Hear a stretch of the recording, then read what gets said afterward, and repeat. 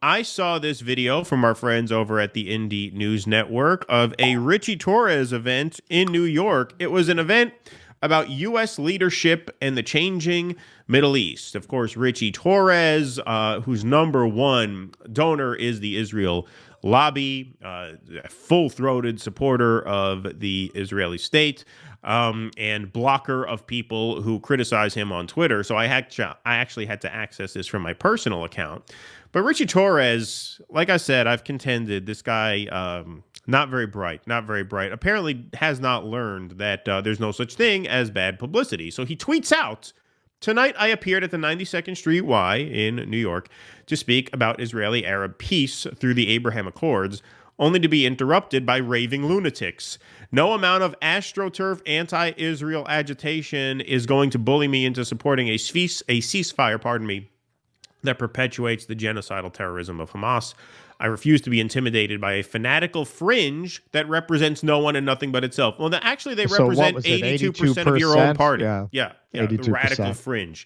Well, and we know some of these people, and believe me, nobody's paying them to do this. No, nobody's paying them to do this. This video is from Big Mad Crab, so shout out to Big Mad Crab for getting this on tape. But, I mean, I'm sorry. How dumb are you that you would tweet out video of a protest against you? Don't you understand that only makes the protest more popular? Like, he does this a lot. They were going to protest in front of his office. He shared the poster image for the protest. Why? Why? Because it's for his owners at AIPAC. Yeah, it's just unbelievable. But anyway, he's just after that sweet AIPAC money. That's all. This was epic. Look what they're doing to me. Send me more money. Exactly. Yeah, I'm under siege. Right. This was epic. This is kind of long.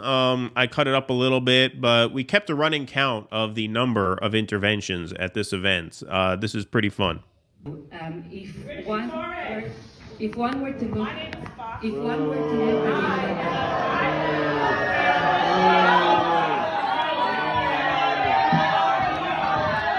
as you can see here, it's not a huge room. And so I would argue a good 20% of the people in this room were protesting. As you'll see a bit later on.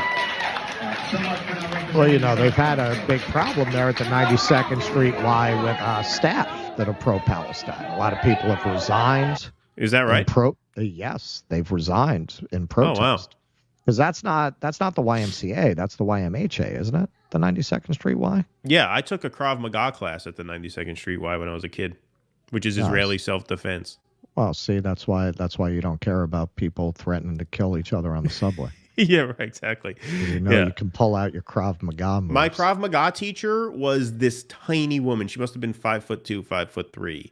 With glasses, gray curly hair, like the most benign looking person. And then she would, first day of class, she came up to me. She says, "Punch me." I said, "What?" She says, "Punch me. Go ahead. Punch me in the face." So I kind of do like a mock punch because I don't want to hit her. She's like, No. Do it like you're going to punch me." I said, "Are you sure?" "Yeah, I'm sure." So I threw a punch at her, and effortlessly, she just throws her hands up like this and across, deflects my arm away. And then she does a mock punch. She doesn't actually hit me, but boom. And this one was like 5'2". And just so you know, never know who you're approaching on the street when you go to mug somebody, because she looks like a prime target for that shit. But no, she could take you apart in 2 seconds. It was like Bene Gesserit. Yeah. Exactly.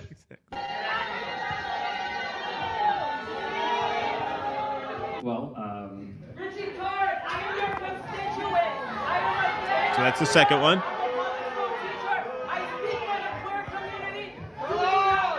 I'm your constituent. I speak for the queer community. Until I saw them. Sounds exactly like Kanye.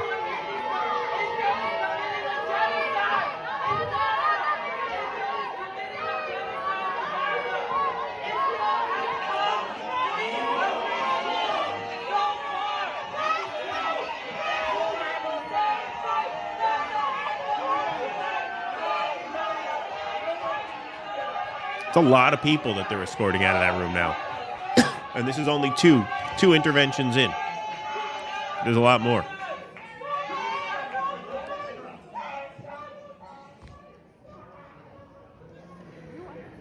I just think they're so remarkably well adjusted.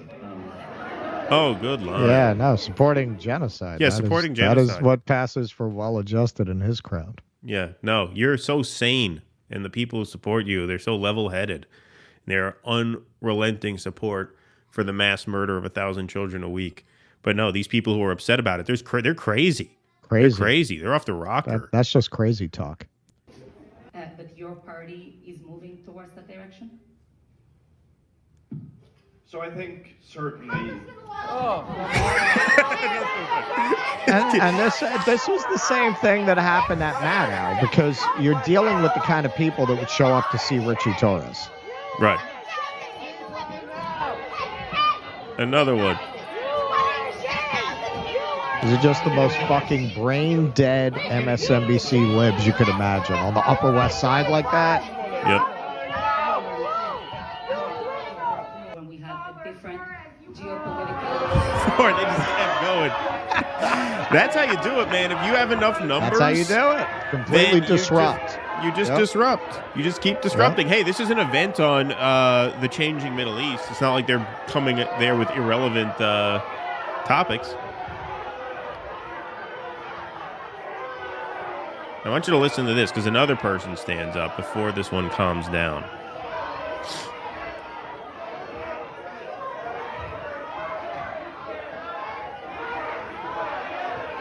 We should do that. We should go there and say things that are irrelevant.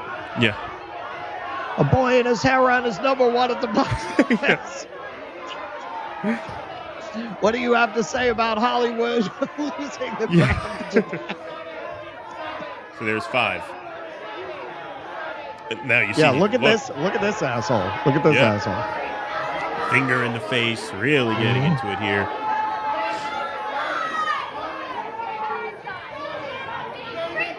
What is he saying? What is he saying? This fuck.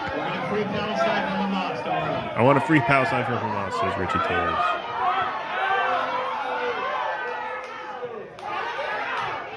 Get her out. Now they start chanting.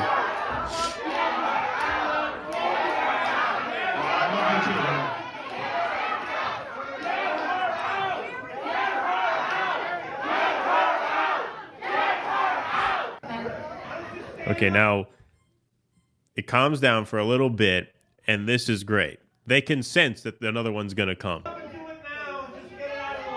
Do it now and get it out of the way.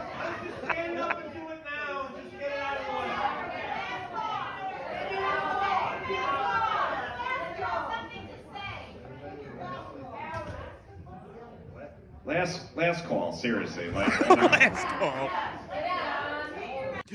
Last call, seriously.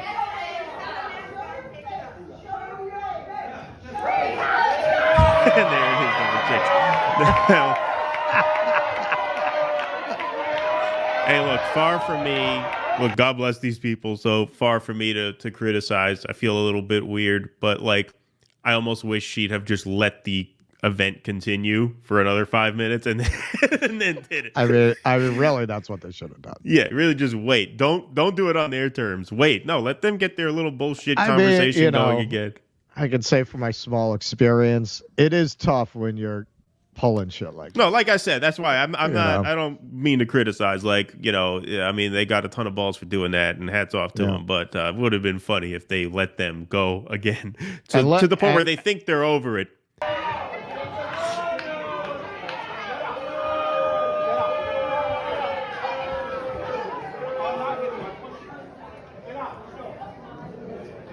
So.